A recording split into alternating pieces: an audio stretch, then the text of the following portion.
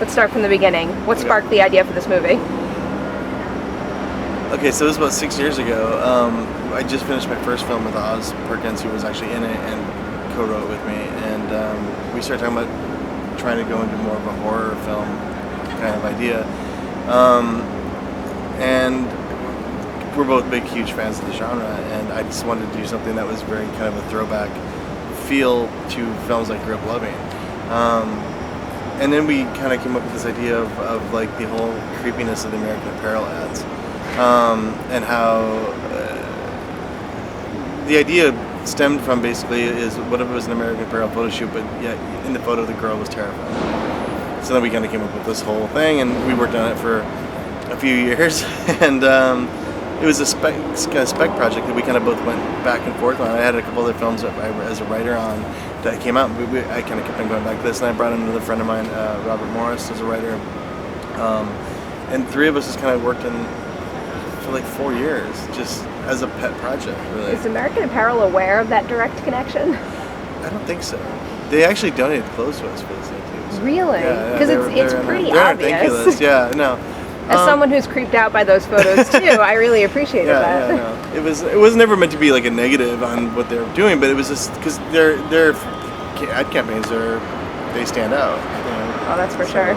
You ever consider putting like a demonic spin on this? Maybe it's just because Sinister 2 just came out, but I feel like that's a popular thing right now. You know, evil entities in photos. We didn't want to do that. It was never. We always wanted to go back to serial killer movies and to try to come up with something different that hasn't been told. You know, because they've kind of ran out of ideas with it, I think, and so we wanted to take that genre and just slightly turn it, on its side.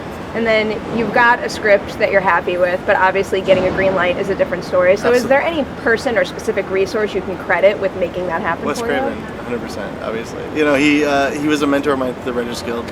And after about a year of having dinners in his house and meetings and whatnot, we were just talking about other projects we had, and I had this script that I've been working on for 4 years. And it wasn't like I was just sitting there working on this script for 4 years. It was just something we kept on going back to. And I remember talking to him about it, and I have this idea, and I don't know if it's good, and it's weird, and it sort of pays homage to these things, but it also is its own kind of current story. He's like, well, send it over, let me read it. I'm like, all right, like he's not gonna read it. And he read it and got back to me immediately within 10 days, and then he said, this is the best script I've read in a long time, and he's like, I memorized the email. In the last 10 days, I've read 7 scripts, 2 novels, and a graphic novel looking for projects. And then I took time and grabbed your script, and then it grabbed me.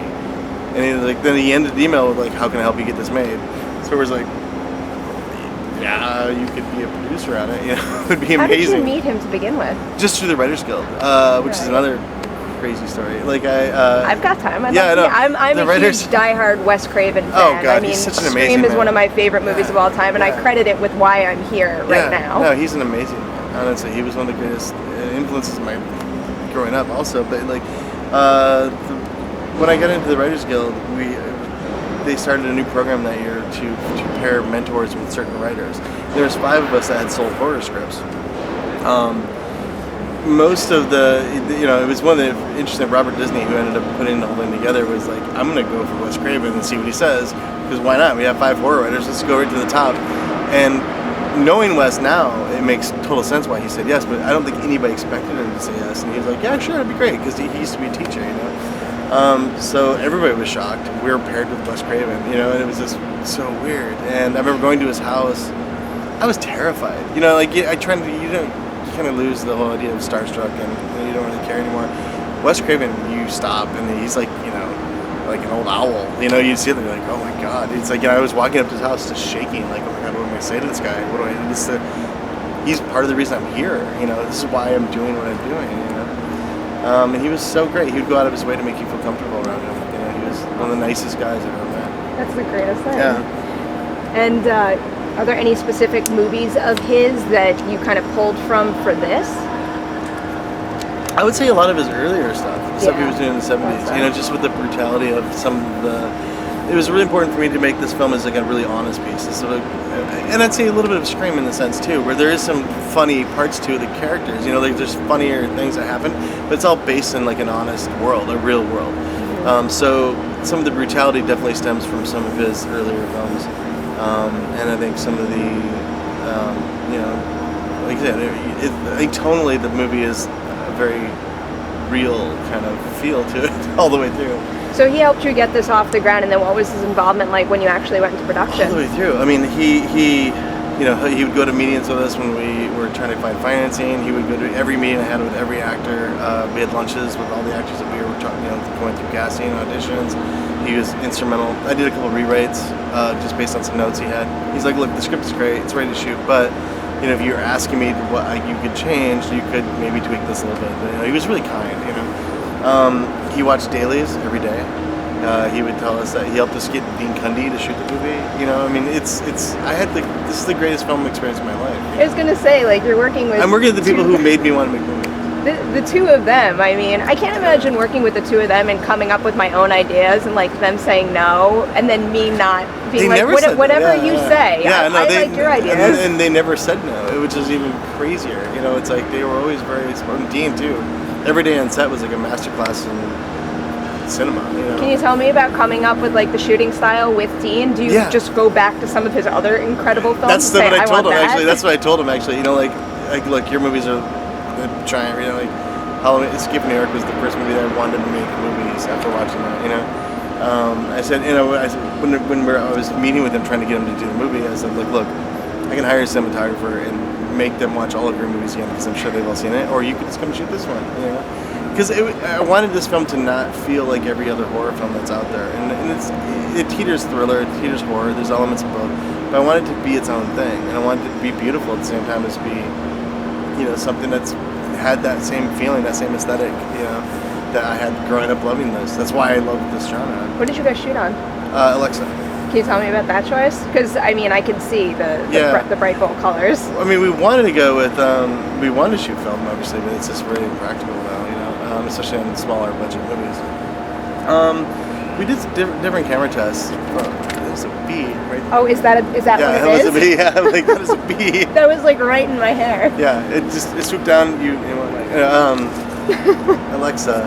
No, I like the Alexa. It was fine. It was the first time I've actually shot with it. I did my first one with Red, and I do a lot of commercials and stuff like that. And what was the actual shooting schedule and the set like? How extensive is Crazy. this? We shot this movie in 21 and a half days. Oh, wow. It is insane. Yeah. Where did you find that house for the third act? It was a rental house. It was a house that we were actually going to rent for crew. Oddly enough, which would have been like the nicest crew. Because most of our crew came. We shot in Victoria, British Columbia, and then we ended up just using the house for the lake house, even though it's the ocean that's right next to it, and it takes place in South Dakota. Were the people you rented it from aware of what you were doing? They said we couldn't kill anybody in the house, so we said okay.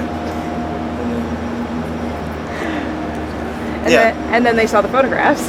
Yeah, then you left a photograph like at the door. Yeah, I should have right? actually. I should have actually left the big. I would have liked that. I kept those. I kept all the end photos. It's kind of funny. Oh, actually, I wanted to ask you: do you like a lot of variations of that final photo without spoiling what it is? Because I imagine you could have set that up and had too much fun with that. We did. It was a really crazy night because Patrick Pollock shot the photo for us. He's an amazing photographer. And we did a few different variations of it. But it was all kind of similar to what it ended up being, and then without giving it away. We have a few versions of it, but. Can you tell me a little bit about casting and specifically your bad guys here? Because it just seems like the two of them need to have a particular dynamic and they also have to look the right way together. Right. So can you tell me about casting that where you can still find that balance? Yeah, I mean casting, and they're written that way in the script too, but we found, I auditioned a ton of people in LA for the Tom character, and Luke just came in and there was something that's very, he didn't play it like a serial killer, he played it like a normal guy, and that's what you want, you want somebody who's going to go, and then we hired Luke and we did an amazing amount of research just on extensive amount of research on the stuff with serial killer. Further down the rabbit hole you go with that is, awful. But he was amazing. Corey Schmidt we cast in Vancouver, and we knew there was no lines for Tom and Jerry. But I was looking for somebody who had like alopecia, so there would be no eyebrows, no hair, or maybe he shaves them. It was one of the things that we were kind of playing with. But we kept on seeing stunt people. A lot of stunt people would come in for that role, and they all moved around like stunt people. And I love stunt people, the stunt actors for sure, but like it didn't feel like that was the right choice for that. And then we started we brought in Corey one day, and he was just, I think this is his first movie, and he was this he's a big guy, and he's kind of clumsy and kind of clunky, but he moves really fast, and he's like, it was perfect, So I remember at the audition, I'm like, would you shave your eyebrows and your hair? And he's like, yeah. And I'm like, after the movie, I was so curious, and I had to look up a picture of him. And he's a good-looking guy. So incredibly different with he was on stage with us, like, and nobody will recognize him. It's kind of funny. Absolutely. No, he was great. Like I think it was like, I want to say it was like 3 weeks before he did our movie. He was working like a Home Depot or something, and then next thing you know, he's like, he has his own trailer, and he's getting gift baskets from Wes Craven. It's such a crazy thing. He's one of the greatest guys, though. How about figuring out how much exposition to include in terms of their motive? Because you never actually say it, but I kind of got the feeling that I knew what they were after to a degree. Yeah. I think that's the balance, with these movies, is you don't want to give too much away because then it isn't interesting. So the idea was always that you hopefully want to know more about these guys. So you have to give the audience just enough. And that was a Wes note from the beginning too. It's like, you know what they want, you know where they live, and you know that they're monsters. That's all you really need to know. And just keep it simple and don't give them too much, and let people want more out of it. It's a funny note for him to give, because one of my favorite scenes of Scream are when the two killers just outright say their whole plan, which is almost like the exact opposite. But that's why you can't do that anymore either. Like once that. That film's been imitated so many times since then, and like there's no unveiling, there's no way you can do a moment anymore with it working without ripping on screen. That's the beauty of Wes. He's the guy who invented the genre 3 different decades. Is there any advice that he gave you that you'll hold on to forever and can take on to future movies? A lot of the editorial notes he gave me were just very specific audience tracking, horror audience tracking. One time he told me this, he's like, you shouldn't apologize so much. You say you're a nice guy, but you say you're like, oh, I'm sorry, don't do it. He's like, stop saying you're sorry. I'm like, okay. He's like, just you're a nice guy. It's fine, but you have to be, don't apologize. I feel like there's a lot of people that could benefit from that lesson. It's true, and I still do it to this day. Like, oh, I'm sorry, but I'm very guilty of that as well. He's like, don't apologize. That's something you should apologize for. And I wanted to ask you about the masks that you chose, because like nowadays you can go any way you want with those masks. That was a really specific decision too. Because we went back and forth on masks. And one script they would have makeup on, like pancake makeup, and it would go back and forth with the mask. And then I had a really long conversation with Wes, who's a scholar of. He studied horror and studied all these things. He was a genius in so many levels. And he's like, the thing about masks is it's such a primal thing. It dates back thousands of years, and people would use these in ritualistic killings and certain things, and they would it's a way to separate themselves from victims. And it just the logic of it was just like, okay, we're going masks, and then we would go back to the masks that we had, and they were always described as old lady and movie star in the scripts. Like Jerry was always the old lady mask, and Tom was always the movie star mask, and then the hoodies over top was just something as a fan of hoodies, I guess. I don't know. I'm a fan of hoodies. I can relate to that. But I'm happy with them. We worked on them for a really long time. Did you have a lot of test screenings before? No test screenings. Really? Wow. 0. Why did you choose not to do that? We didn't choose. Because horror and comedy are the ones you probably do want to test screen. I would imagine. And this has both. And we didn't have time. I mean, we started shooting this movie, literally day one of principal photography was April 15th. What, April 15th of this year? Yeah, and we finished it last Friday. And once we found out we got into TIFF, which is the greatest thing that could happen to this movie, Midnight Madness in Toronto is like the dream for any sort of genre movie, right?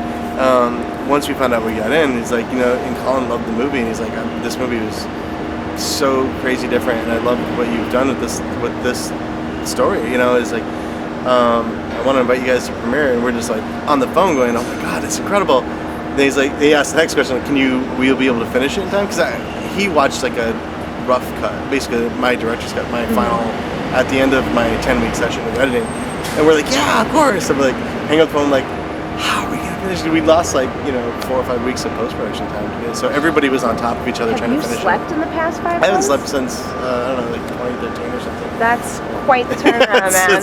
That's really impressive. Yeah. So the fact that and hopefully, so we had 0 test nights. At the Q&A last night, I said I think there's been 10 people who have seen this movie, Colleen included. Wes had seen it all the way through. My wife.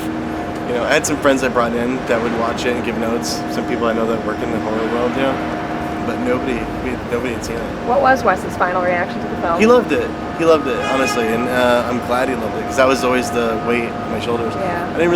Ultimately, the other day I was really making this movie for one guy, and I just hope that he likes it, because he put so much stock in me, and he believed in me so much, and for him to put his name on it, and he didn't take anything for his movie, and it's like he just believed in the project, he believed in me, so ultimately just didn't want to let him down. So I'm glad he loved it.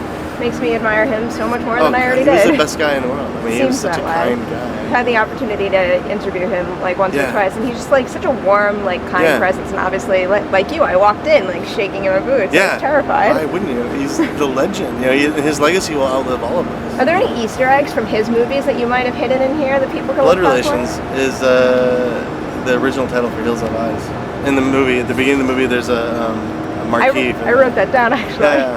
That's the original title for Hills Have Eyes. That's I think the only Easter egg. That was the big one, and a lot of people will completely ignore that. Probably not even see it. Can you tell me a little bit about making the move from The Pyramid to this? Just your experience going from a big studio film like that to working on the independent level. Yeah, The Pyramid Dan and I wrote the script as a low budget indie originally, and then it was one point that I was going to direct it, and it was going to be a tiny thing, and I was going to make it with the first people I made my first film with, and then Alexander Aja came on, and then we started working with him and doing rewrites based on Alex, who I love, and Alex is the hardest working. The guy is so committed, and he's so intense, and he's he's amazing. And then it became clear that I probably wasn't directing the movie anymore. And then ultimately we just kind of wrote the script and sold it. So it was, they went off to Fox and they shot it in Morocco. And I didn't actually see the film until they were done with it. So it was an experience as a writer only, going off and seeing what comes back. Do you prefer to work in the independent realm? Not necessarily. I have more freedoms in the independent world in a sense where I feel like I have more of a say probably. The studio world, I've only done one thing now with it, and it was great. I had no problem with it. It was just as a writer, and once it was definitely different in the sense where once as just a writer as opposed to writing and directing, once it's gone and once it's out of your hands, it's out of your hands. So you don't know you're hoping for the best to see what happens. And now to wrap up, here at TIFF, you're taking a film on the film festival circuit. You hope big things come after this. Do you have any advice for people who might eventually do this later on, ways to maximize the festival opportunity? I'm learning it at the same time, right? Because I haven't even had a chance. I was just telling Rebecca that I just want to see a movie while I'm here. I have no idea what's even happening, right? Because you're right. I haven't slept in months. I think I don't know what the answer to that is. I'm sorry. Well, hopefully after all this is done, you'll have a good answer. Yeah, hopefully. I'm experiencing all this at the first time. This is the biggest and the best festival I've ever been to. So it's crazy. It's definitely a special place to start. Yeah.